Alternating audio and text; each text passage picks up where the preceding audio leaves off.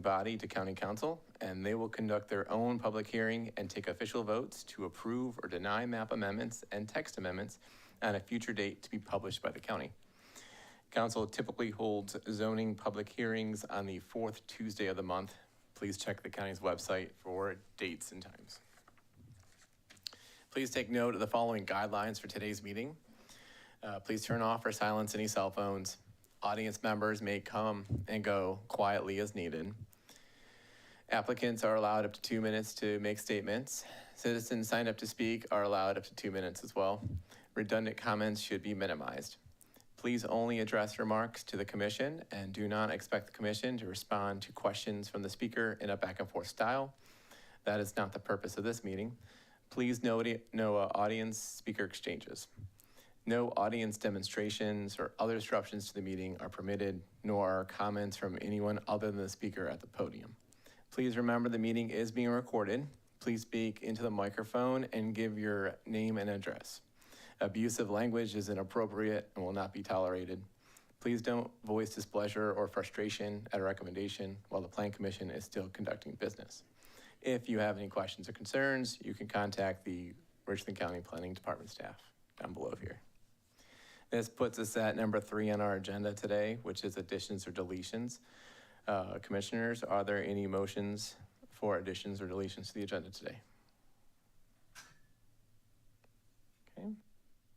Hearing none, I feel like we can move on to number 4, which is the approval of minutes from prior meetings.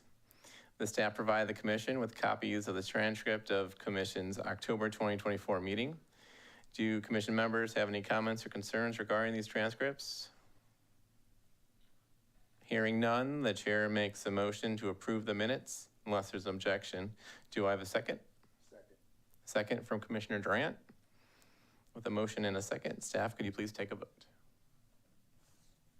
All right, those in favor of the approval of the October 7th, 2024 minutes? Yonke? Aye. Johnson?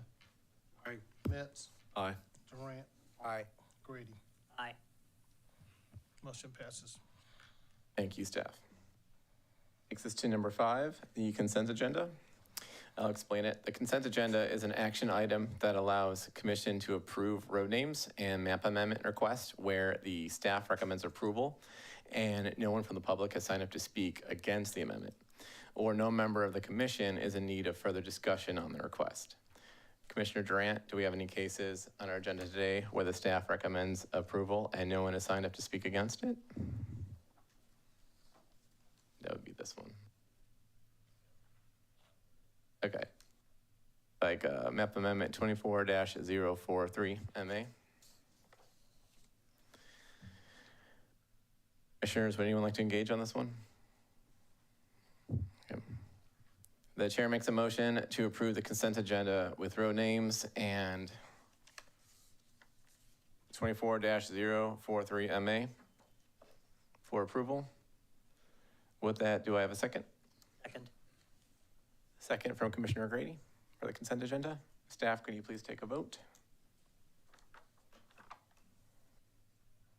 Those in approval of, we have a motion for the approval of the consent agenda, which would be for the road names, which would be item 5A, road names, and also for 5B2, which is case 24-043 MA. Those in favor, Yonke? Aye. Johnson? Aye. Metz? Aye. Durant? Aye. Grady? Aye. All right, the motion passes. Thank you, staff. This moves us still in item 5B, our map amendments. We'll go ahead and look at our first case for the day, which is case number 24-042 MA. I'll hand this over to staff for explanation, please. All right, again, our first item is case 24-042 MA. The applicant is Christopher Knight. The applicant is requesting to rezone 52.71 acres, which is located at 5801 Bluff Road, tax map 18600-01-01, which is a portion of, from Agricultural District, AG, to Heavy Industrial District, HI. A upon staff's review of the comprehensive plan as it relates to this case, it was determined that this falls within according to the 2015 Richland County Comprehensive Plan, this falls within the conservation designation. As such, staff recommends disapproval of this request as it is not consistent with the objectives outlined in the comprehensive plan for this designation, which states that parcels within the conservation future land use area should consist of primarily non-developed uses such as forestry, agriculture, or natural open spaces. The uses permitted in the requested zoning designation of heavy industrial are not supportive of the uses recommended in the plan for conservation designation. So again, for those reasons, staff recommends disapproval. Again, we'll point out, however, that the proposed zoning designation would be consistent with the existing land use and zoning of the adjacent industrial development, which is Westinghouse. Thank you, staff. Commissioners, do we have any questions for staff? Okay. Hearing none. Commissioner Durant, can you please give us our first speaker, the applicant? The applicant is Christopher Knight. Thank you, sir. Please come down to either podium, it's open tonight, and speak your name and address. You have 2 minutes. So my name is Christopher Knight. I'm the Systems Engineering Manager for Westinghouse, located at 5801 Bluff Road. So I'm here to ask for approval for the 53 acres. Our existing site is consistent with just adjacent land usage for the existing facility. Our current site is a total of 1,151 acres. Currently, 245 of that is currently zoned for heavy industrial use. So we were asking for an additional 53, or a total of 298 approximate acres to be zoned for heavy industrial use for expansion project at Westinghouse. The expansion project is for manufacturing of LEU plus fuel, which is a higher enriched fuel to allow our customers, which are the utility providers, to provide cheaper and green fuel for the public. Based on those numbers, 25.9% of the total acreage would be zoned heavy industrial, which is only less than a 5% increase from the current heavy industrial usage for the entire site. We still will have 853 acres left as agricultural, with 600 of that being pristine wetland environment behind our site, which will be conserved as wetlands. Due to our recent 40-year license application, we did go through a full environmental impact study based on our current production facility. That was based on a 1,600 metric tons production of uranium at our facility. This project will not encroach upon that limit. So the existing environmental impact statement that was performed is still bounding, even adding on this additional capacity or additional process at the facility. In addition, this process is considered a dry process versus wet process, which means we have less emissions and from an air impact and from a water impact than our current processing facility on a kilogram per uranium process produced. In addition, this project, which is estimated to be several $100 million for the construction, will bring significant economic opportunity and benefit to the area through construction jobs. And Your final thoughts, sir. Okay. It's your over your time. Thank you. To sum it up, we're here to answer questions. I've got a team of folks from Westinghouse here behind me to answer questions from the public. We want to ensure that they feel safe. That is a priority to us, of being a good steward with our community and with our neighbors, and to be good stewards of the environment is our top priority. So, all right, thank you. Thank you, sir. Commissioner Durant. Next speaker. Next, we have Robert Reese. Excuse me, Mr. Chair, just you may want to point out, I think he did earlier on, the applicant just stated he had a team here to answer questions for the public, of whether this is a proper format for that to occur. Yeah, we don't typically go back and forth in that style. The commission hears discussions from people who are signed up to speak. Anyone else who is here can also sign up for a few minutes to speak. So let's go with the names that are signed up already, and I'll see if is anyone else on the team over there wanted to take 2 minutes, but definitely not in a back and forth style, right? Okay, thank you, sir. Please start with your name and address. My name is Robert Reese. My address is 204 Sonoma Drive, Hopkins, South Carolina, 29061. Like the county staff, I urge the board to reject Westinghouse's request for zoning change from agricultural to high industrial for this portion of its property. We all know that zoning is the bedrock of environmental justice. For your information, I live less than 5 miles from the current Westinghouse plant. I applaud them for the efforts over the years to employ my relatives, my neighbors, my friends, many of whom have made excellent living working at that very plant. I'm not reflectively opposed to Westinghouse. However, I am currently opposed to the Westinghouse expansion of a portion of their surrounding acreage from agricultural to high industrial. This change is not consistent with the comprehensive plan and should be denied. First, we all understand that current activity at Westinghouse includes high industrial activity. I'm not here to attempt to have that activity halted. Rather, I support retaining the current agricultural zoning designation for the surrounding acreage as a continued buffer around high industrial activity to ensure that the site retains the delicate balance between its industrial activity current and the rural nature of the community in which it sits. Indeed, county staff has reviewed the request for the additional 53 acres conversion to high industrial. They recommend rejecting that request as inconsistent with both the county's regulation and the current comprehensive plan. I agree wholeheartedly. If in the future Westinghouse renews its request to appeal the current staff decision, I urge this zoning board to convene work sessions so that you can better educate yourself and the public can be better educated about the actual activities included in this request. I know you gave them some additional time. Was that, I'm going to say, give me a final thought, sir. Right. Absolutely. It might be appropriate to go back to the staff and the community to discuss the rezoning expansion. The community itself has already garnered its own nuclear expert so that we can gain better insight ourselves into the activities that will be consistent with what Westinghouse is proposing. We ask that you also be better educated about the impact of this zoning request to not only that space in that community, but also the health impacts, the environmental impacts. And I think that the staff has done their due diligence in helping you to understand that this is not a consistent request with the comprehensive plan. Thank you so Thank much, you. sir. Appreciate Next, we have Ms. Pamela Greenlaw.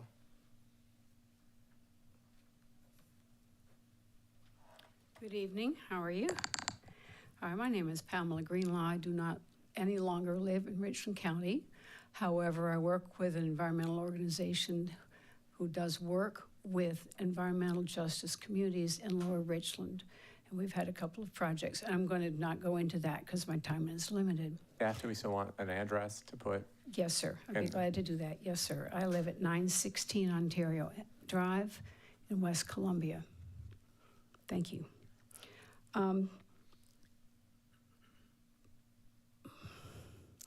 Mr. Knight has already brought up some items that the public does need to understand before a final decision is made by the commission. There needs to be a public meeting before November 21st, where there's a presentation, there can be Q&A with Westinghouse and the community, and it would help the community understand what's happening and get answers.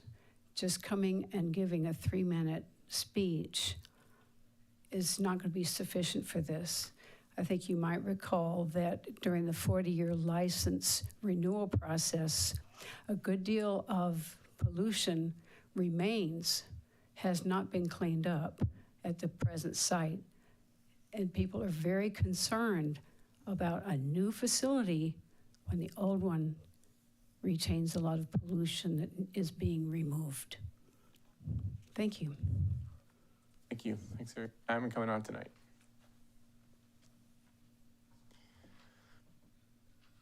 I do typically offer this at other meetings as well. Did someone miss the sign-up sheet and need to speak on this subject?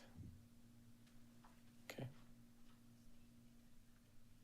All right, come on down, sir. You'll get 2 minutes. State your name and address. Commissioner Durant he's gonna write it down, so please give him a minute. Excuse me, I think I probably put my name on the wrong sheet, so you'll see my name later. My name is Stuart White. I live at 4845 Carter Hill Drive in Columbia, Richland County. 4845 Carter Hill Drive in Columbia, Richland County. And your name again? Stuart White. Stuart White.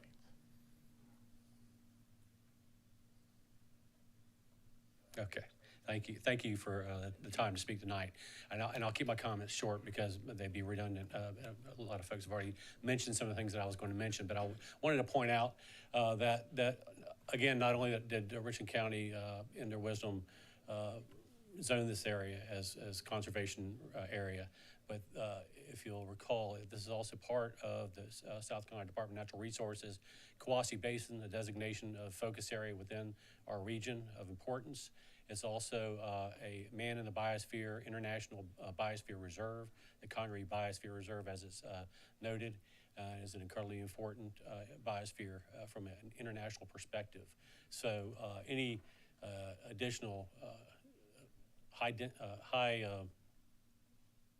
industrial use in this area is not appropriate in light of those types of designations, and also in light of the zoning requirements that have already been placed there. So we just ask that you continue to support, and that the council would take the recommendation of the staff to deny.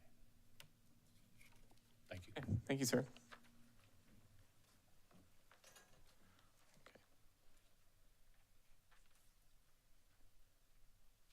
Ask call for speakers. You got to come on down? Yes? All right, come on. Sure. Again, we'll state your name and address. I'm Nancy Parr. I live at 3117 Wilmot Avenue, Columbia, South Carolina. I am the Environmental Protection Manager for the Westinghouse site, and I did want to provide some additional information. We have engaged with the community. We recognize that in the past, we did have some on-site impacts to the environment, and we signed a consent agreement with the state of South Carolina to clean up those impacts voluntarily. And we've been aggressively working on that plan since 2019. We also have worked hard to build relationships with our neighbors and the community, as Chris said, to make sure they feel safe and that they understand what's going on at the site and understand that we care about them. We did have a community meeting on this rezoning. Actually, we've had several. We had a community engagement board meeting on August the 15th, and we also spoke at the Hopkins Community Crime Watch meeting on November the 14th. So we've encouraged the community to reach out to us. They have my cell phone number to ask questions. We're happy to meet one-on-one with them, as we have routinely been doing. Thank you. Thank you. Anyone else out there missed the sign-up sheet and want to talk about this? Okay. Seeing none, I'm going to open this up to the floor for the commission for discussion and back to staff for questions.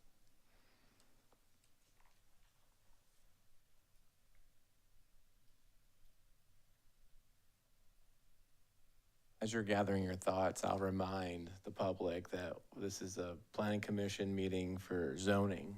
We look at the current zoning and what's being requested and compare it to the comprehensive plan, and we then make a recommendation to county council. I do know lately council members have had meetings, public meetings of their own, and we have no control over those dates. If they happen before our meeting or not, but what happens for us is we make our recommendation to them, strictly based off of zoning. Mr. Chair, Commissioner Durant. question for staff. The site that Westinghouse is currently located on, was that rezoned at some point from AG to HI?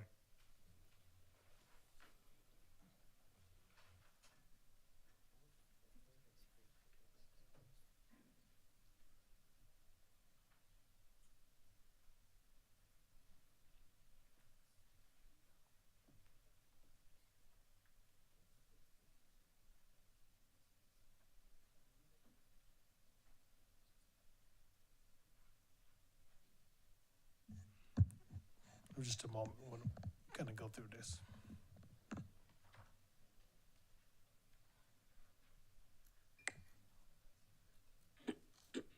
Staff, I'll just think out loud. Westinghouse was there before our 2021 land development code rewrite, so it would have been an HI. Or industrial, the equivalency table. Tell me, when did Westinghouse get built? Go back up.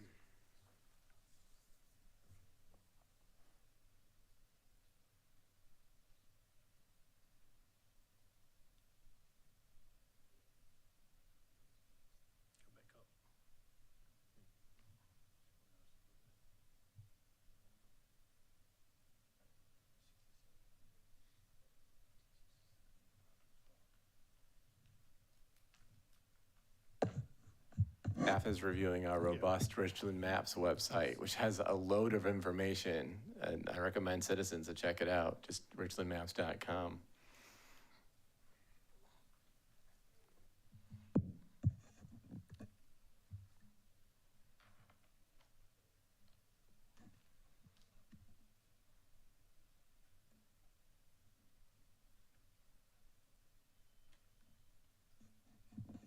We don't specifically have the date that it was constructed. Westinghouse, looks like the property was actually owned by Westinghouse going back to '67. So we're not, don't have the exact date of it being constructed. But we do have building information, I believe, from, was that '99? I believe that was shown.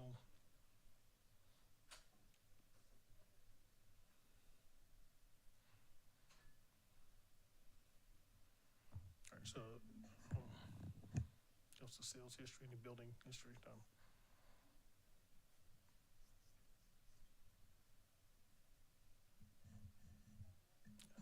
So, I'm sorry, we don't have that specific information, but, there've been, as stated, there've been a couple of rezonings. So if you were to go by what's in your packet, where there was a rezoning of a portion of the property that's before you, to heavy industrial that was done in '09. So, if nothing, that tells us that, Westinghouse's heavy industrial zoning was in place during that time. Thank you, Commissioner Durant. I saw a hand earlier from Commissioner Johnson. Chairman, two questions, please. One for, well, both for staff, but the applicant has made reference to, in my interpretation, attending some public meetings, but has staff or elected officials hosted an official community engagement session for this subject? Staff has not attended an official, I guess, town hall, is what the term that council's members have used, as to the date of this, hearing. And typically, staff is present at all of those meetings, so I think you could say that there has not been a public meeting in which the council representative for this area has been present. My second question, if you don't mind, if you humor me and go to page 9, please.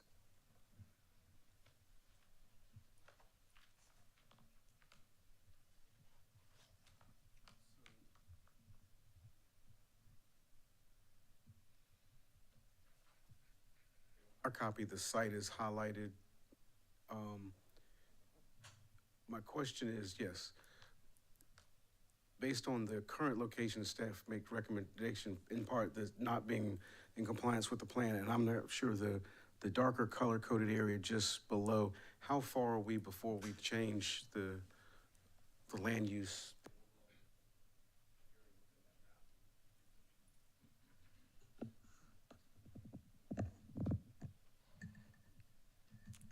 I think it's safe to say that you would almost have to go up kind of northwest along Bluff Road past Montgomery Lane to get to a designation of the comprehensive plan that may be supportive of industrial uses. Everything pretty much east and kind of southeast of this of that area along Bluff Road is, let's say, the pink area. Tom, if you could just point to that one. That pink area, that designation is zoned for either some type of rural large lot or conservation. And again, none of those designations would be supportive of an industrial. Thank you, Commissioner Johnson. Commission, more discussion?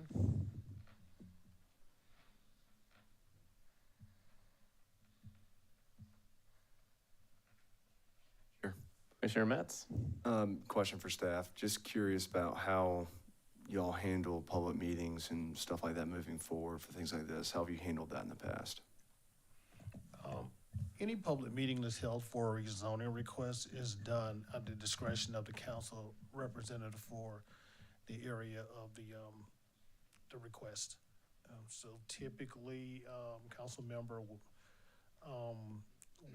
want to have what they call a town hall meeting, in which a facility, typically a gym or a public facility, is made available, and the public is then allowed to come and have a discussion with the applicant regarding their request.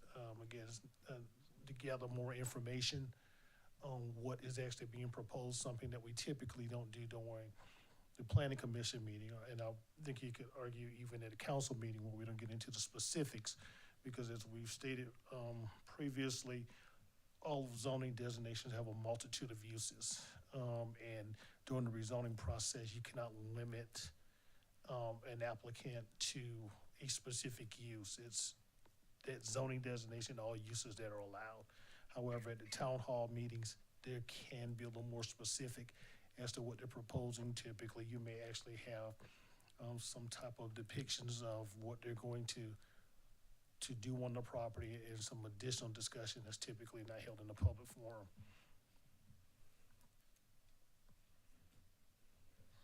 Thank you, Commissioner Metz.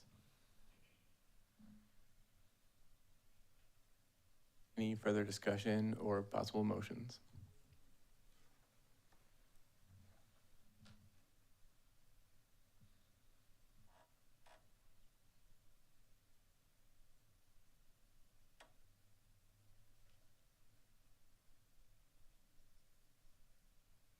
Here. Yes, Commissioner Grady. Question for staff. Are we as a commission allowed to provide commentary to council beyond just a simple approval, disapproval, deferral decision? Typically, you do that already, Commissioner Grady. A lot of times when you go against staff's recommendation, you actually do provide some level of commentary. That does not mean that you cannot do the same even if you were in agreement with the request or some other means that goes along with your recommendation to council. Helpful. Discussion, it seems like there's a sense that this is something that requires more deliberation either by us or by county council. So, I'm not sure that I have a motion. I just want to get moving this forward, but having recommendations attached to it that would encourage council to hold public meetings and otherwise ensure that this gets first, because to be honest, this feels a little bit above my pay grade. Commissioner Grady, my commentary would say that we look at this based off the comprehensive plan. And if we feel like it goes along with it or not, and if we disagree with staff's approval based off of that. And then county council would have, typically they have 3 readings when they look at map amendments, is that right? In order for a request to be approved, it needs 3 readings of approval, of course.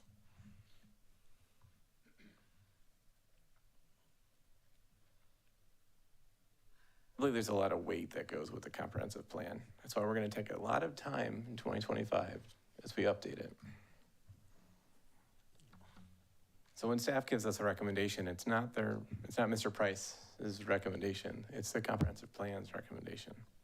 So we hold that to the value or to the scales as we look at each map amendment. I do also agree that there should be public meetings where the public can speak to the applicant more, but that's not what this meeting's for. Commission, motions.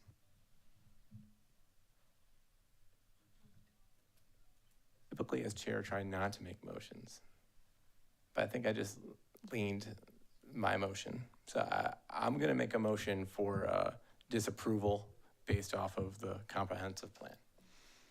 Is there a second on that? We can take a vote. Yes, Commissioner Metz? I'm working through it in my head just because I hear Westinghouse and also hear the residents. I kind of feel like just hearing what everybody's saying, just thinking through this, like more discussions in the community makes sense. So I don't know if I like the idea of disapproval or approval. It's almost like I'm trying to figure out a way to defer it to.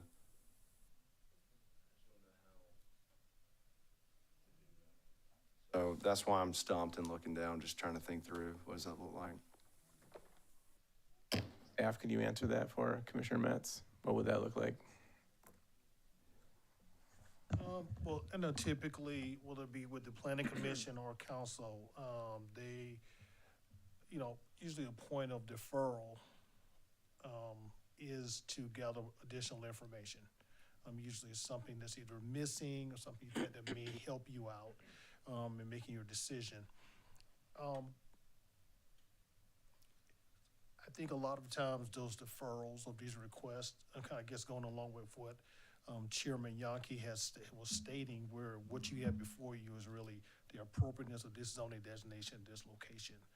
Of course, going along with you, Commissioner Metz, I kind of get an idea what you're looking at, but being that council is the body that actually approves and disapproves these requests, typically the town halls and needs for public meetings. Again, remember, there are also the elected officials for those areas, are typically done by them at their discretion.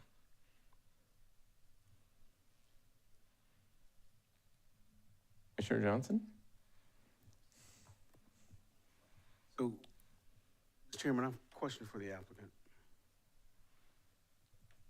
Sure. Come on down, applicant.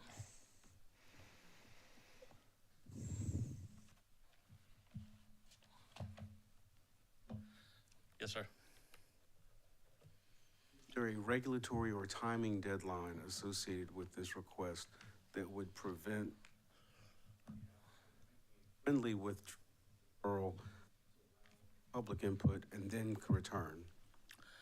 So I'll make a general statement on that. So, we have directly contacted Ms. Cheryl English, who is our county council member, and asked, what provisions she would like us to be involved with for community engagement meetings, which is why we got invited to the Community Crime Watch meeting. To date, that is the extent that she has asked us to do a public meeting, but we are more than willing and able to do such public meetings. From a timing perspective and be able to support our customers, we do have some commitments on being able to get the facility up and operational for our utility providers to continue to provide reliable and efficient electricity. So there is some sense of urgency. And, we would like to, work through this process, as expediently as possible.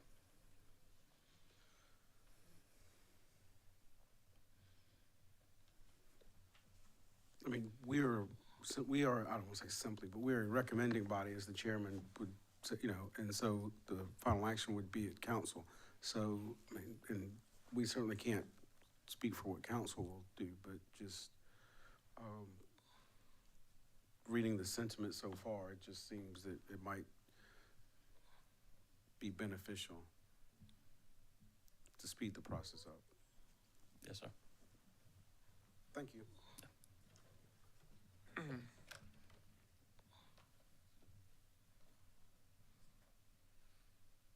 Hey, Commission, so we still have this on the floor, and our options are typically to approve or deny, and a few times we have deferred.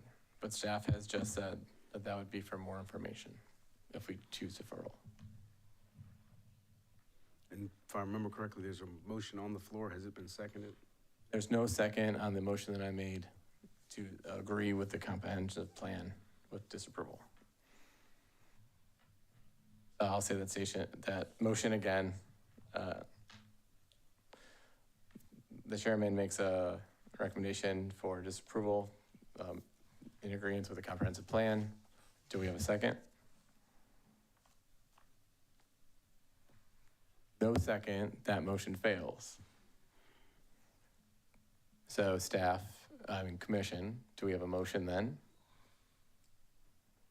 Sure. Thank you, Commissioner Grady. I will make a motion to advance case 24-042MA to County Council with a recommendation for approval. And the rationale would be that a rezoning to heavy industrial would be consistent with the adjacent land use of the current Westinghouse facility. Do we have a motion for approval? Do we have a second?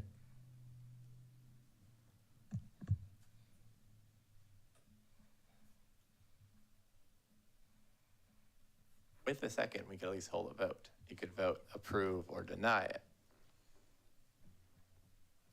And another question, this is just gonna be added here. Staff, Commissioner Taylor has just joined us, welcome. At this point, does he abstain a vote? What do we typically do, Mr. Price? Mr. Chairman. Excuse me, ultimately, you would hope that anybody that's making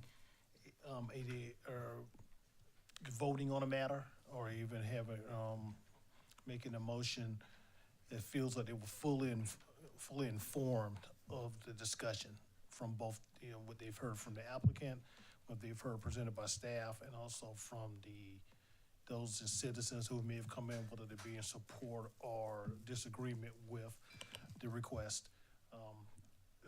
Probably, if in this particular case, if I guess Commissioner Taylor, who has just come in, does not feel comfortable of, being able to participate without hearing, some of the previous discussions, then he should recuse himself for this matter. Staff, can you also explain to the public our packets that you give us and all the information we have here? We do get this in a timely manner before the meetings for our own review. It's true? Yes, Okay. they do. Commissioner Taylor, how are you doing? Don't want to throw you in the deep end, but we're looking at the Westinghouse Bluff Road property right now.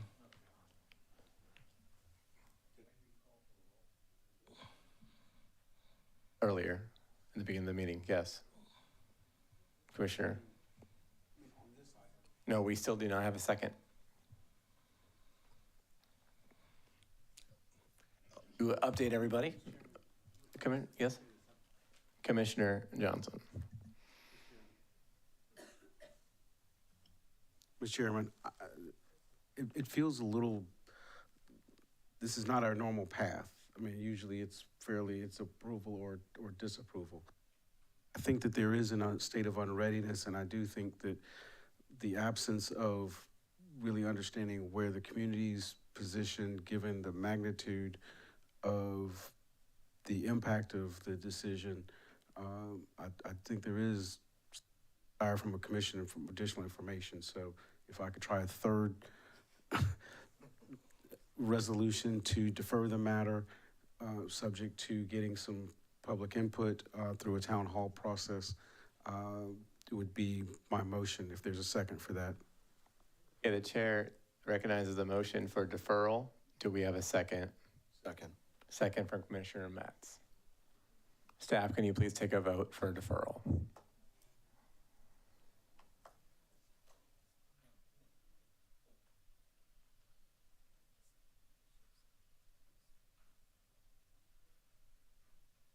All right, so we have a motion of deferral for case 24-042 MA. Those in favor of the motion. Yonke, No. Johnson. Metz, Aye. Durant, No. Grady,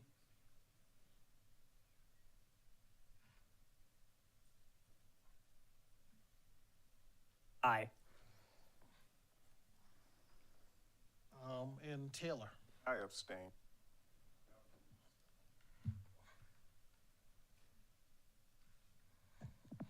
All right, so we have, that motion passes, 3 to 2.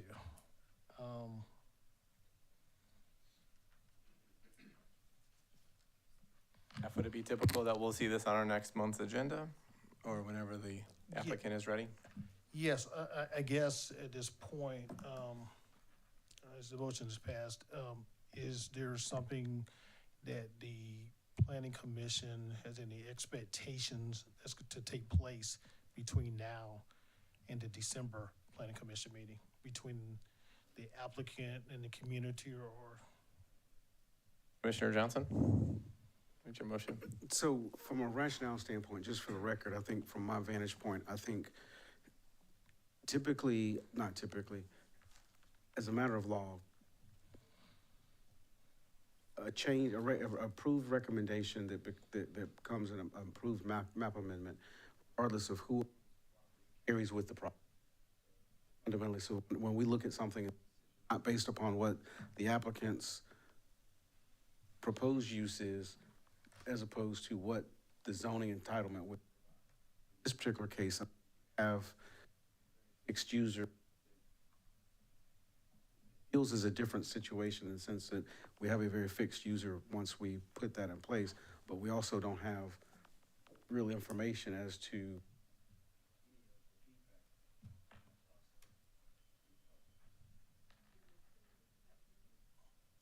Yeah, last statement again in your microphone, please. coming back to the town hall process and public input into the process is still, I think, in this particular case, extremely a weighty component of our process. And I think that's one thing that we need to have happen before we take a motion on this. Thank you, Commissioner Johnson. Any other comments? Chair, question. Yes, Commissioner Durant. What information do we expect to have by the next meeting or next time we take this matter up? I direct that. I believe that was the same question staff had. I would direct that to the commission, those who voted yes for deferral.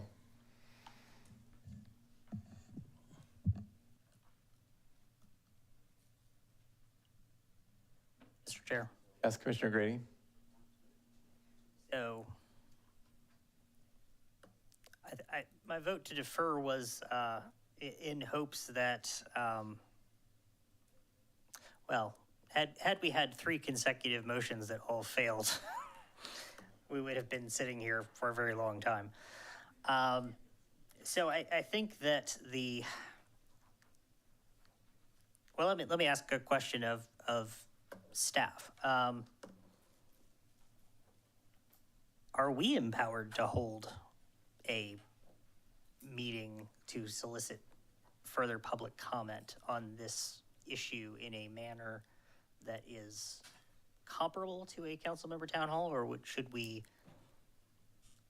contact the council member directly to collaborate on this question? I think that a lot of the items that Commissioner Johnson noted are relevant here, that it is very hard and for us to sort of put the blinders of justice on when we know exactly what is going to happen on this site. And as I said, this does feel somewhat above my pay grade. It's not the role of planning commissioners to play environmental commissioner. But I'm asking staff what options we have and how do we make use of this so that we don't come back here in December and stumble over ourselves again with the same questions, same input.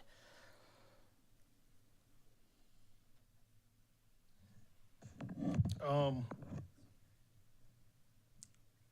will say I can't go back over my 20+ years here and remember every case, but this is a new one for me, in which I can't remember the planning commission necessarily ever wanting to hold their own town hall to get additional information. Staff, I mean to cut you off, but can you explain to the commission and to the public how a council meeting, like their process? I've attended them, and people come and are able to speak there, and that's more of a public hearing. Am I right? You mean at their town halls? Yes. No, I wouldn't call it a public hearing. Again, I think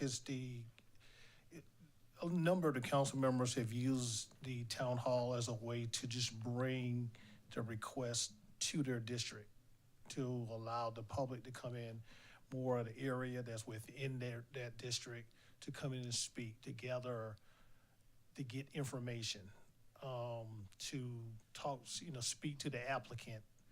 Most of the ones I would say just about every one I've gone to, the applicants have actually presented what their request is. And again, they're able to go a little bit beyond the rezoning request. They're actually getting into the specifics. They can talk about, if it was residential, the number of units, the type of homes, the price points.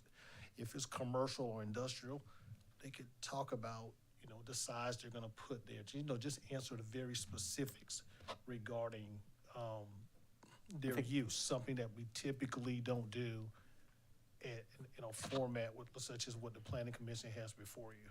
I misspoke, Mr. Price, I'm sorry. The next step in this process, so people know, typically it goes to county council. Yes. And then the public has time to sign up to speak there as well. So it's very similar to what, how you function here, where when it goes to the planning commission, the county council, and county council receives the recommendation of staff or the comprehensive plan, and they also receive the recommendations of the planning commission.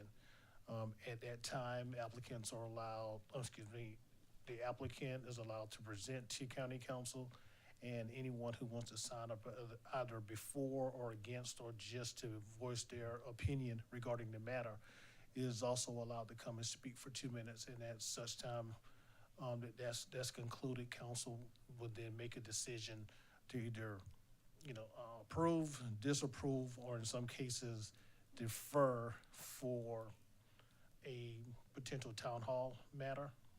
And one of the practices they've also done is if they know they're going to have a town hall, they will not open up the public hearing and instead just defer it prior to the public hearing session being open, so that will be available at the next meeting after the town hall. Thank you, Mr. Price. I think that's what I've been trying to express. It would be their point to defer so they can then ask for more information and then see that they need to have a town hall. Or planning commission, typically, we don't host a town hall. It's up to the county council members to do so. So when we deferred like we just did, it's just gonna go to next month. People can come back out again, speak for 2 minutes, But then we will then need to make a decision, a recommendation. We're a recommending body. It goes to them to make the final decision. We're just part of the process. Any final thoughts, Commission, before we move on to the next case? Because we went ahead and deferred this. Yeah, Mr. Chair. Yes, Commissioner Durant. This planning commission meeting is the venue for, we give the public an opportunity to speak for 2 minutes on, related to the map amendment request. Listen to it. Our job as a recommending body is to either approve or disapprove the map amendment request. For some reason, this one seems harder than normal. I don't know why, but deferring it is not going to get us, I'm not sure it's going to get us anything new. But again, our role is to approve or disapprove and make a recommendation to the county council. And for some reason, we are unable. Thank you, Commissioner Durant. Commissioner Johnson? Chairman, I don't know why I'm fighting the mic tonight, but, and Commissioner, I concur with you. I think, just for context, to understand for you and for the public, if you remember, as we navigated through the magnitude of the map amendment, the code update, rewrite, update process, one of the things that process had to be approved and it had to move through, but where we received criticism was those who felt that they were not having an opportunity to have their voices heard. And I heard a disconnect between the community voice and the applicant's voice in terms of the extent and engagement from a community process. So my hope based on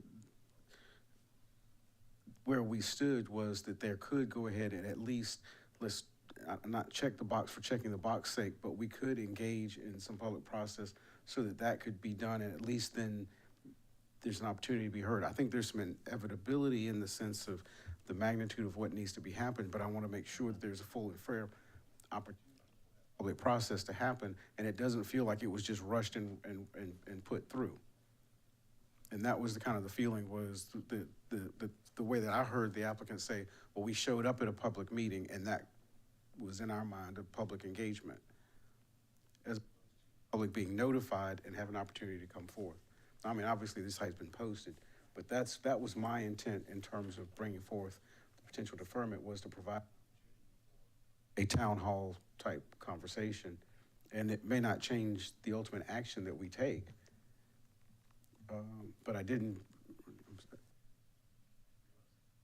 Thank you, Commissioner Johnson. Going over to staff. Yeah, again, I guess I want to go back to what the motion does. I think you're right. I think you've given an opportunity for a town hall, a gathering between the applicant and community. So that's what you've done. It's not necessarily required by the planning commission. You're saying, we want to just kind of defer and just put a little window in there in which they could meet.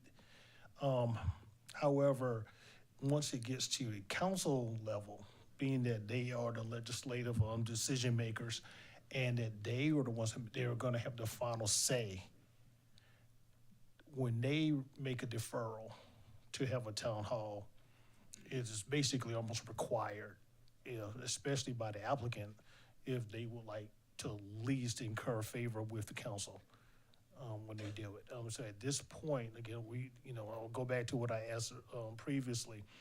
We've deferred it, but for what is to occur from today until the next public meeting by the planning commission that you expect will help you in making your decision in December. Question for staff. Is there an additional line of text or statement we need to give you since we did go against the staff's recommendation? Usually when we do, we have to give you a reason why. So we went against that. So for those who voted aye on the deferral, do we need to state what we're looking for? Is that what you're asking? Or, because this is still going to be provided to county council as our recommendation of deferral. No, you've deferred it, which means there's no action taken by the planning commission, so it will not appear on the November 21st zoning public hearing agenda. It will come back to you in December. Now, council could, I believe by the code, and I can flip through it now right now, but council could, after the matter is before the planning commission, regardless, if you don't take any action after 30 days, they could pull it and put it on their agenda, regardless whether a recommendation has been made or not. But in this particular case, we're not within that 30-day window. Thank you, staff. Commissioner Johnson, go ahead and speak in the mic of what you're saying. I was just saying that we do have the ability, I mean, obviously as a recommending body is to send it with no recommendation. But we already deferred it, Commissioner Johnson. So I think we should just move on to our next map amendment request. We voted on the deferral. Yeah, but I'm saying. Staff, what happens with that?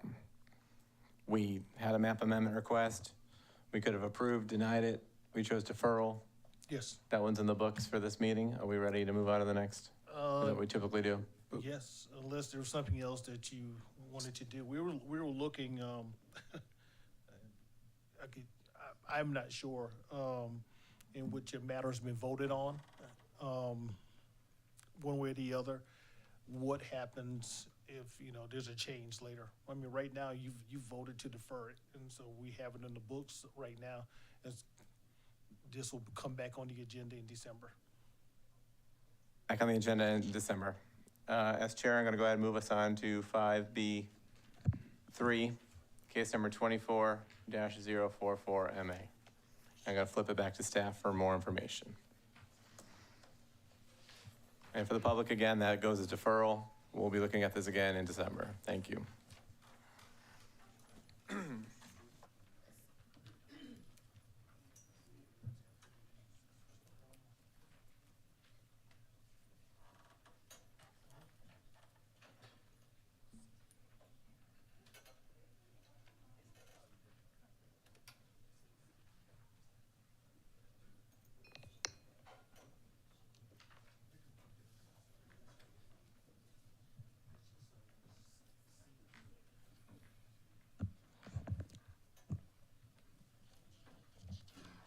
Okay.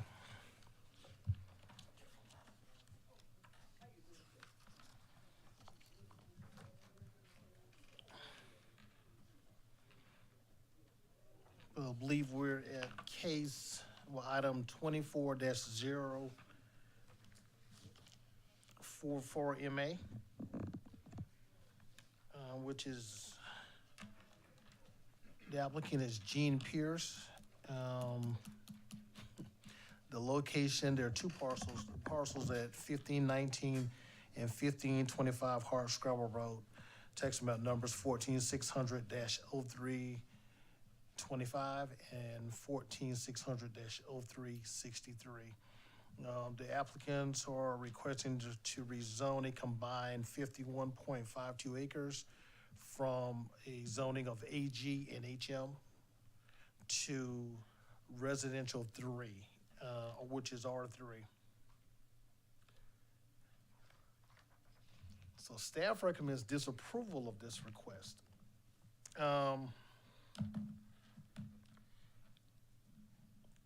So the reason for staff's recommendation is that we actually had a nice long discussion on this, and looking at the parcel itself. The two parcels actually split between zoning designations. It seems one half of it is on neighborhood low density, and the other side falls within the economic development center corridor. The neighborhood low density designation does not support the requested zoning request, as essentially the densities of the zoning designations that it would support, and for this particular case, this is too low. And so for that reason, it is not consistent with the recommendation of the neighborhood low density designation. However, the proposed rezoning is consistent with the objectives of the Economic Development Center Corridor designation, which recommends residential uses should be located along primary road corridors approximate to employment centers. So staff, in looking at this, and I'll just read verbatim from the staff report, the split in designations may suggest that the area of the rezoning request is transitional. Staff believes that a more thorough site-level analysis is necessary to determine which future land use category best aligns with the subject parcels, and in turn, which subject parcels districts are most supportive of the recommendations and objectives of the determined comprehensive plan designation. So again, for those reasons, staff's recommended disapproval. Tom, can you go to the aerial for this location? Can you go to the map? Yeah, there we go. All right, so that's perfect. So if you were to take the parcel that Mr. DeLage has highlighted and the one above it, and you basically draw a line down the middle, then that would show where the split occurs, where the parcel on the left is low density. The section on the left would be low density neighborhood, and the portion on the right would fall within the economic development corridor. One of the things that we were looking at is what has happened over the past rezoning requests. And those, again, this is part of the discussion that staff has had. So I'll kind of go, the parcel, that development that you see right adjacent to it on the right, the Jasmine Place, that section, that right there, that was rezoned, I think in 2000, records go back to about 2003. So it was rezoned to what would have been RSMD under the previous zoning ordinance, and the equivalency zoning designation on our new land development code is R3. Is that correct? What we have on the time? Yeah. So, and then the parcel that Tommy has there, you can highlight that one if you want to click on it. That parcel was rezoned to formerly the RSE, which is residential estate zoning designation. During that request, staff recommended against that zoning designation because it was not in compliance with the comprehensive plan, but it was, I think it's safe to say that applicants thought that would be something that council may be more willing to support because it essentially kind of underzoned that property. So again, that went against the comprehensive plan.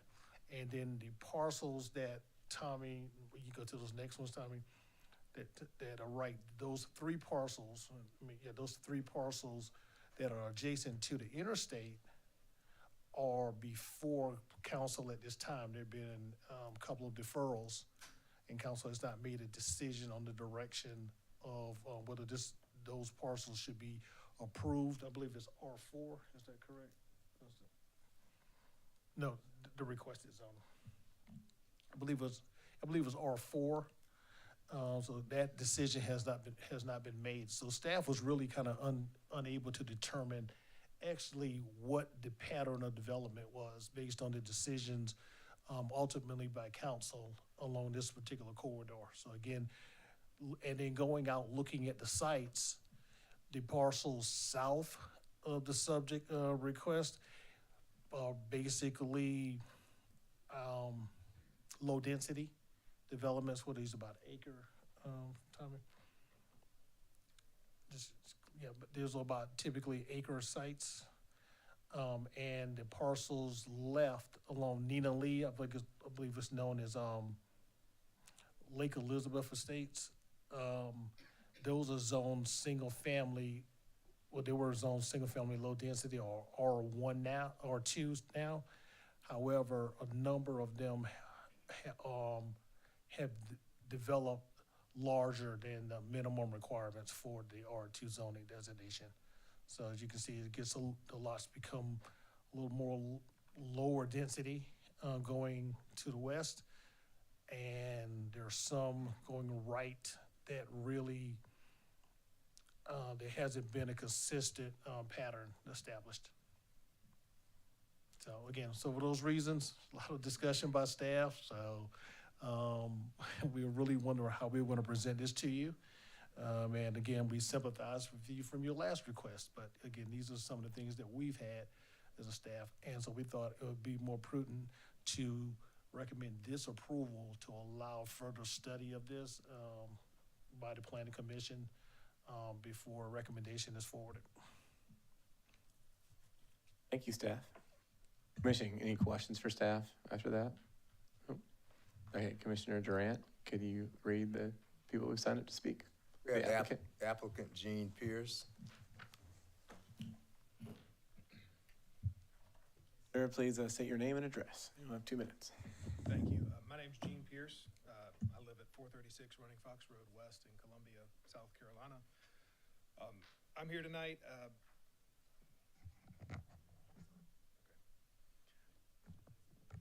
Address. Start over again, sir. Thank you. Gene Pierce, 436 Running Fox Road West.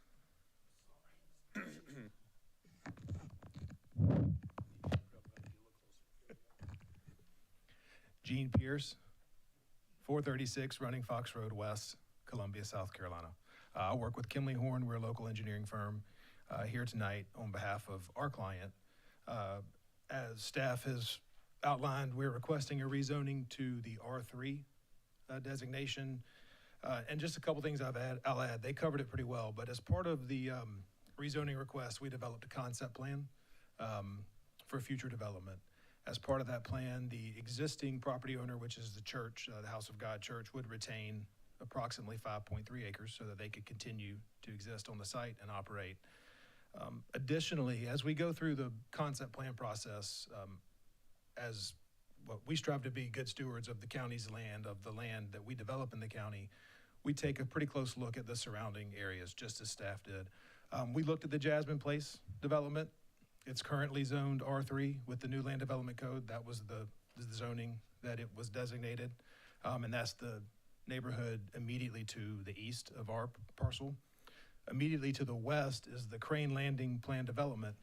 And a review of those plans, which are currently recently or currently under review for land disturbance permitting with the county, the lots in that plan development are in line with the R3 zoning as well. They're approximately 55 feet wide by 120 feet deep, which is between 6,000 and 7,000 square feet, which is right in the range of an R3 zoning size lot. Minimum lot size, I think in R3 is 5,500, a maximum of 9,000 for an average of 7,260. So we took a look at both of those developments, tried to model our concept plan after that, since those are on either side of us. We also looked at the proposed rezoning that was on y'all's July agenda adjacent to the interstate, which I think is at council now. That is proposed to be rezoned to R4, which was recommended for approval.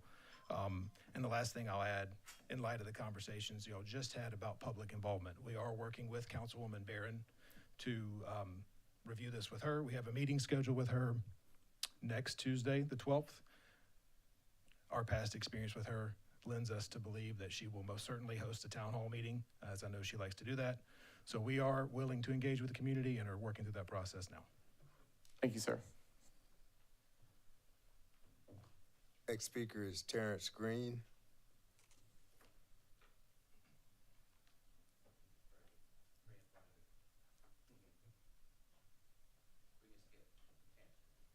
Okay.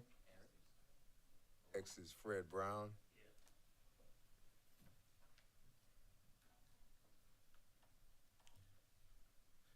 My name is Fred Brown.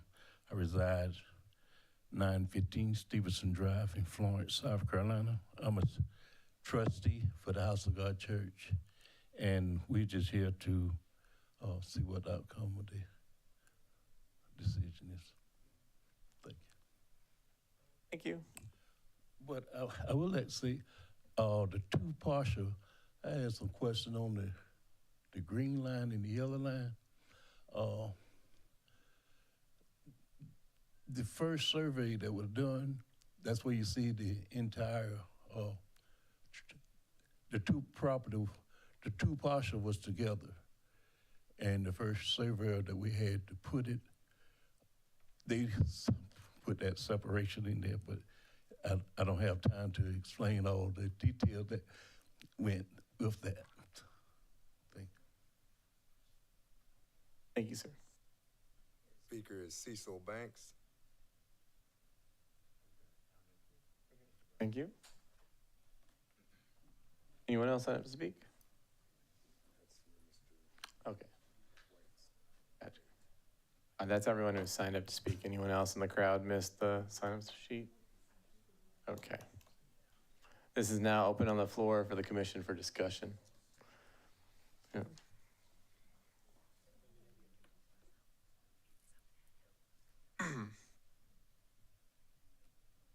Discussion or motions?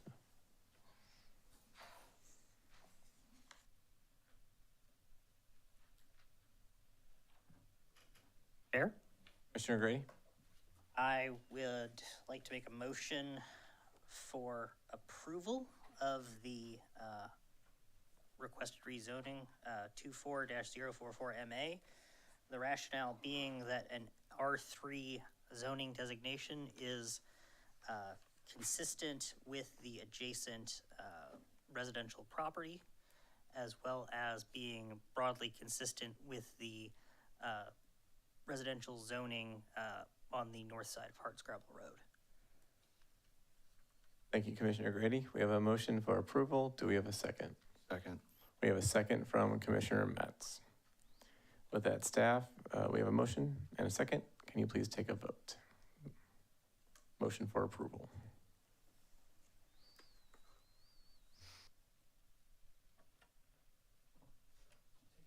Here, sorry about that. All right, so we have a motion for approval of case 24-044MA. Those in favor, Grady, Aye. Durant, Aye. Metz, Aye. Johnson. Aye. Yonke. Aye. Motion passed. And Taylor. Sorry. Aye. Thank you, staff. Public, that goes to County Council as recommendation of approval, and they'll have their meeting. What's the date on that, staff? The 21st of November, that's out of the norm. Because of the Thanksgiving holiday, instead of the fourth Tuesday, it would be held on Thursday, November the 21st. 7 p.m., council chambers. Thank you, staff. Takes us to our last case of the night, I believe. Which is 5B4, case 24-045. All right, the next item, again, 24-0, is case 24-045MA. The applicant is Alicia W. Garrett. The location is at 4540 Leesburg Road. The applicant is, tax map number is 28100-02-14. The applicant is requesting to rezone 2.99 acres from homestead HM designation to residential transition, which is RT.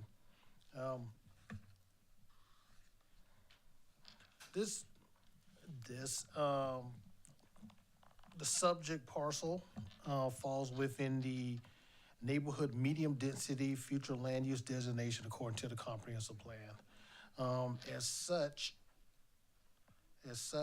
the request is not consistent with the objectives that are outlined for this designation. Thus, staff recommends disapproval. Also, the proposed rezoning would also conflict with the recommendations of the Lower Richland Strategic Community Master Plan for this area also. Again, just a little bit more, we had at your meeting in October, we had two cases that also fell, they weren't too far from this, I guess, but they both fell within the neighborhood low density, neighborhood medium density in this area of the Lower Richland community. Tom, you can just zoom out a little bit. Yeah, a little bit more. Yeah, just move it up.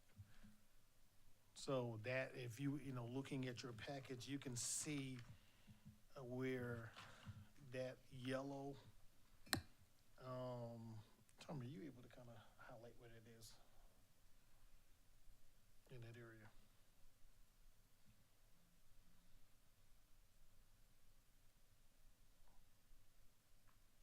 You put the flood, you put the flood, I want to see we want to show them where the future land use kind of goes.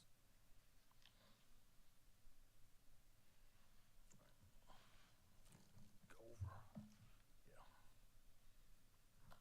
So as you can see,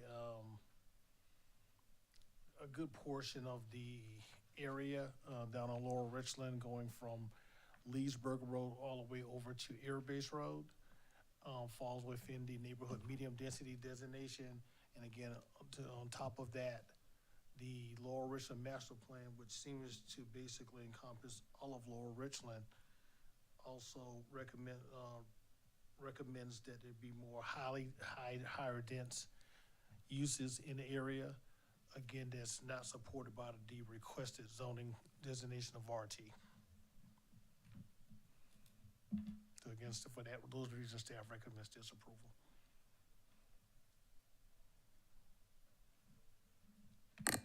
Question for staff. This looks like the broad paintbrush that we talk about. Correct. And as I look at the map, it's somewhat confusing to call it neighborhood medium density. Our packet on 39, when it's printed, and I can tell from earlier in the meeting, the pointer can get moved around. That's a light green in our packet as rural.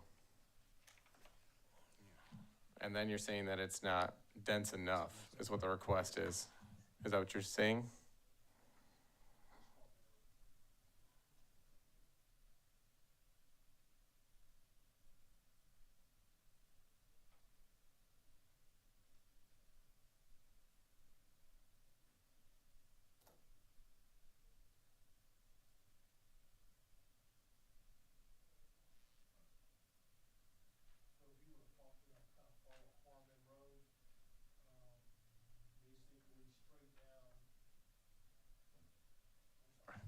Yeah, so if you were to kind of follow portion, Harmon Road all the way down from Leesburg to Air Base Road, all of that area falls within the neighborhood medium density designation according to the comprehensive plan. It differs from the map? No, it's about the same. It was just it's a little easier to show to you on the flume versus the map. Tom, if you go to the map, can you draw a line, basically? But staff, you're suggesting that this request is not dense enough. Yes, sir.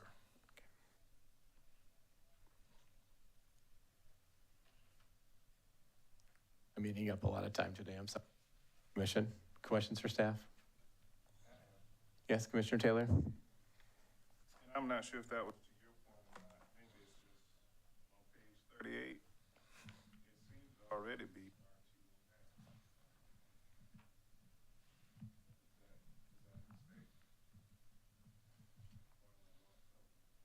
Yes, I'm sorry, that was probably the wrong color, because that property is zone HM, so thank you. And then on page 40,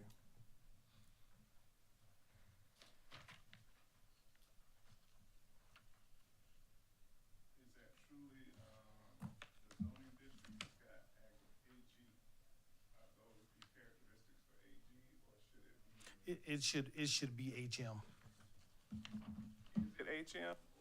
Is it a typo, or is it the wrong? No, chart? you should have the, I apologize, you should have the land uses for the HM in there instead of the AG.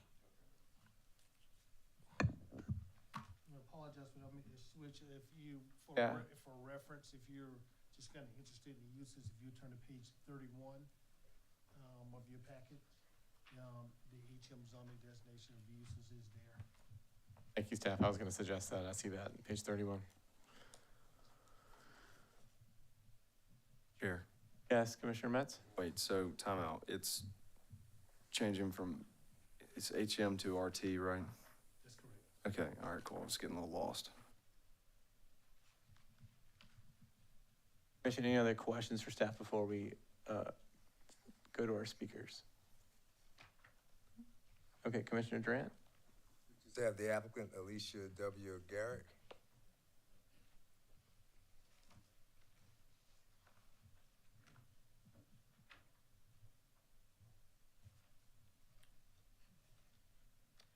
Good evening. I'm Alicia W. Garrick. Address is 10912 Garners Ferry Road, Eastover, South Carolina, 29044. But we're talking about the property that's listed. This is a church that we acquired, and we have 2.99 acres, and the only thing that we're looking to do is to add outreach for our Child Development Center.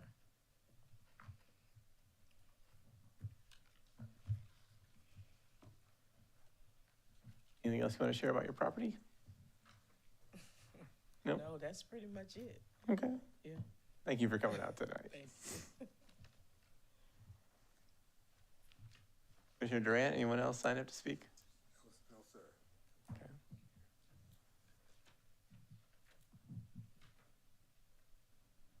This is open on the floor for discussion, commissioners. We are looking at, I see a lot of us turning to page 31 now. So I'll give time for that.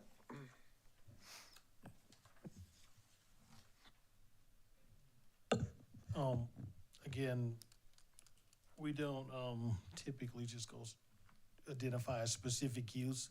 The reason the applicant is here is because the HM zoning designation does not allow for a daycare facility, but the RT does.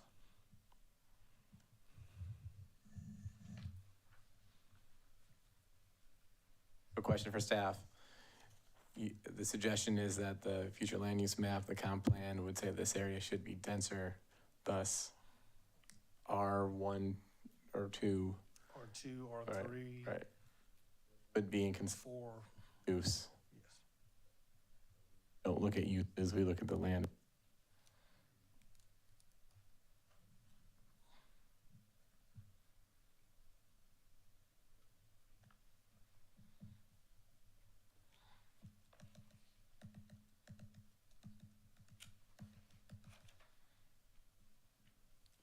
Can you pull the map back up?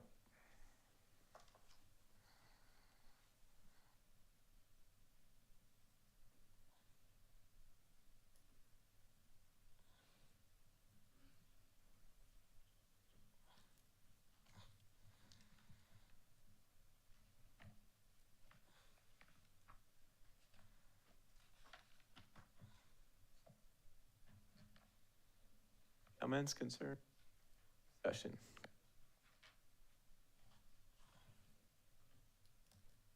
Commissioner Metz, I see you thinking. Yeah, I wanted. Excellent, thank you. Thank you, staff. I do notice as I drive through this area, it's unique position. It's not at the corner. There's another parcel at the actual corner. The staff alluding to it needing to be denser, imagining more houses there is what the comprehensive plan is what would suggest. At being familiar with the character of the area,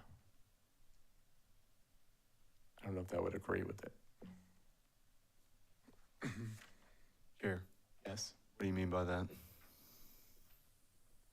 Suggested change matches better than more density that's being requested. Yes. I tend to agree with it.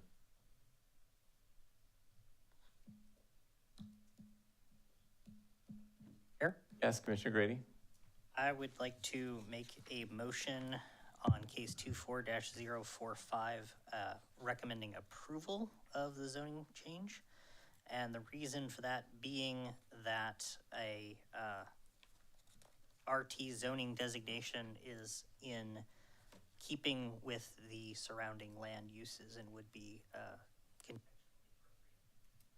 Second.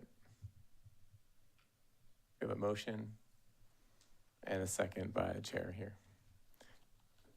Staff, can you take a vote, please? We have a motion for approval of case 24-045 MA. Those in favor of the motion, Grady, aye. Durant, Aye. Metz, Aye. Johnson, Taylor, Aye. Yonke. Aye. And motion passes. Thank you, staff. So this one will be Thursday at 7 p.m., November 21st, County Council. Recommendation of approval. Thank you. I second. Thank you. Looking at our agenda, 5C appears to be deferred. We would now move on to item number 6, other items. I'm going to hand this over to staff.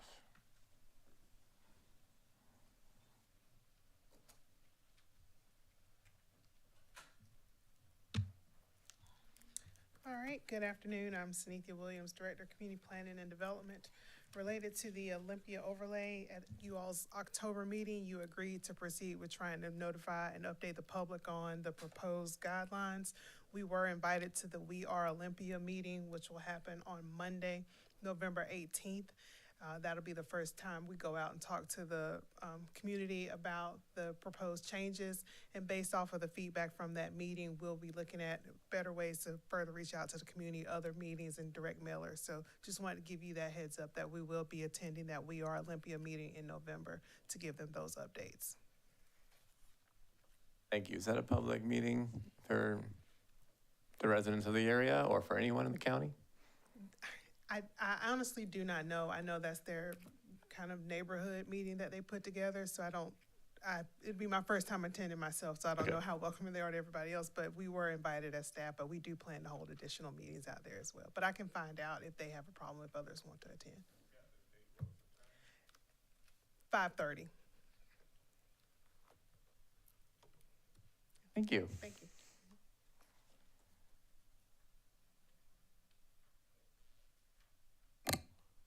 Also, under other items, we have 6B, work session, LDC updates. Mr. Price? Yes. We previously had a work session scheduled for to go over land development code updates. Unfortunately, we were unable to have that work session, and we did not have a quorum to hold that meeting. So I think it was decided at the October meeting to bring this back before the commission in the November, which is today's November 4th meeting, to determine another date for a work session.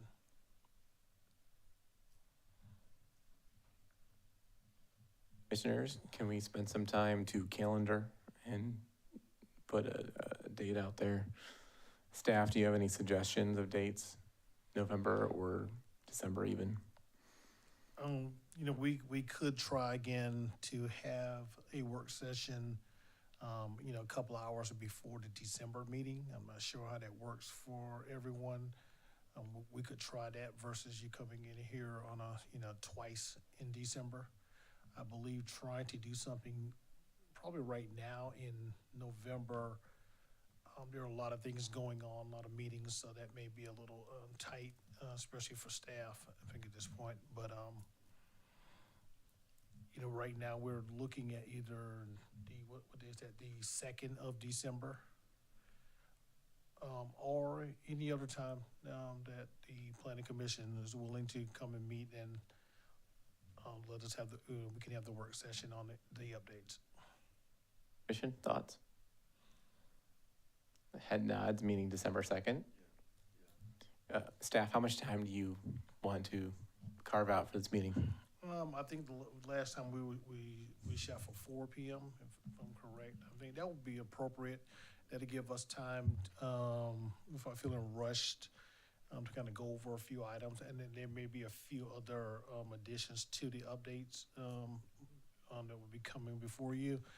And, you know, there may be some time for a little break in between prior to starting the actual planning commission, meeting, on that same date at 6 PM. Yeah. Commission, 4 PM, December 2nd. Shall we take this as a motion? Yes. Okay, the chair makes a motion to hold a work session meeting December 2nd at 4 PM for LDC updates. Do we have a second? Second. Second from Commissioner Metz. Staff, please take a vote. All right, those in favor of having the work session for the land development code updates on December 2nd at 4 PM? Those in favor, Yonke, Aye. Metz, Aye. Durant. Aye. Taylor, Aye. and Grady. Aye. All right, motion passes. Thank you, staff. Commissioners, do you have any other items for discussion today under number 6? No. Hearing none. Excuse me. Staff, no? Cool. All right, number 7, Chairman's Report. I'll speak off my note. I think everyone's doing a great job. Thanks for showing up here, having good discussions. When we disagree or agree, it's all good. I appreciate everyone's hard work every month.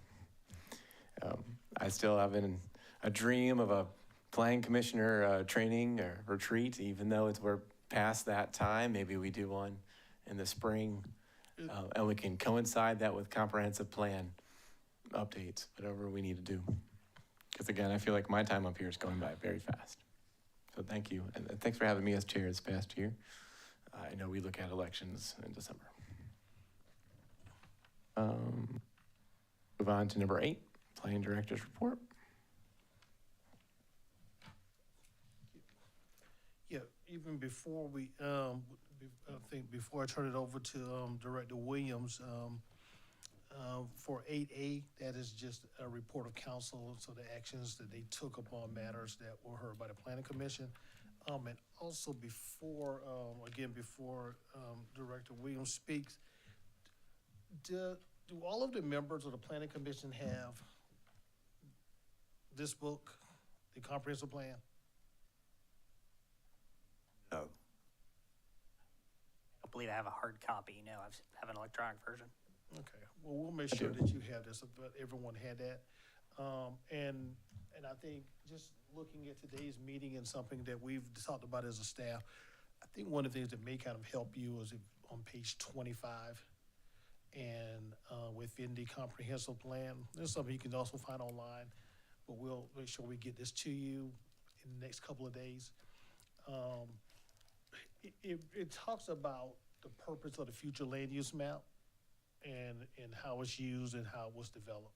I think that may kind of help you out, kind of going forward with some of the cases.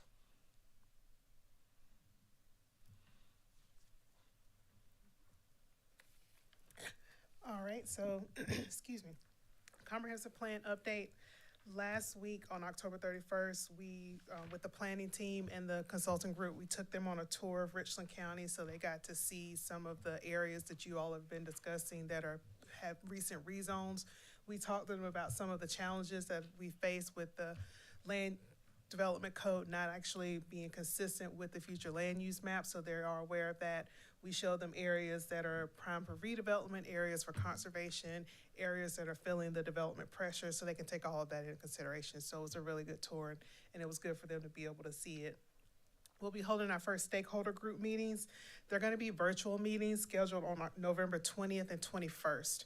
And those are broken down by different sections. So we'll be having 6 one-hour stakeholder meetings. They'll all be virtual within that time. So we'll be talking to the development community, the economic development community, the conservation community, citizens, municipal group, as well as, and I know I'm leaving out one, but we're talking to 6 different groups and give them about an hour to just get some feedback that we'll be bringing back to the advisory committee. And so the first advisory committee meeting is scheduled for November 26th. This is a tentative date. We just got all of the recommended members to the advisory committee. I mentioned that to you all at your last meeting, that county council will be nominating people to serve in an advisory capacity, to kind of go through the feedback we get from the public and the surveys related to the comprehensive plan, and to also give their input as we update the comprehensive plan. So we're tentatively scheduled for November 26th at 6 p.m. This may change. We realize it's Thanksgiving week, and once we reach out to all the advisory committee members, now that we've gotten their names, so we just hold that as a tentative date of when we'll first have that. And all of these meetings will also be virtual. And we're also looking tentatively to have the first public forum on December 12th, but this will be depending on logistics. We know it's the holiday season. We got to find a location that'll work really well for a public forum. So those give you that heads up of what's happening with that. But as those dates are finalized, we'll give you some more information at your next meeting. Thank you very much. Yes, questions? Commissioner Taylor. We asked for each council member to give us one name and then an alternate in case somebody had to drop out or couldn't participate for whatever reason. So the goal is to have 12.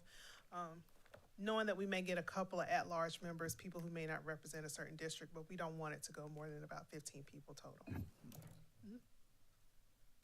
Thank you. Staff, anything else for the planning director's report?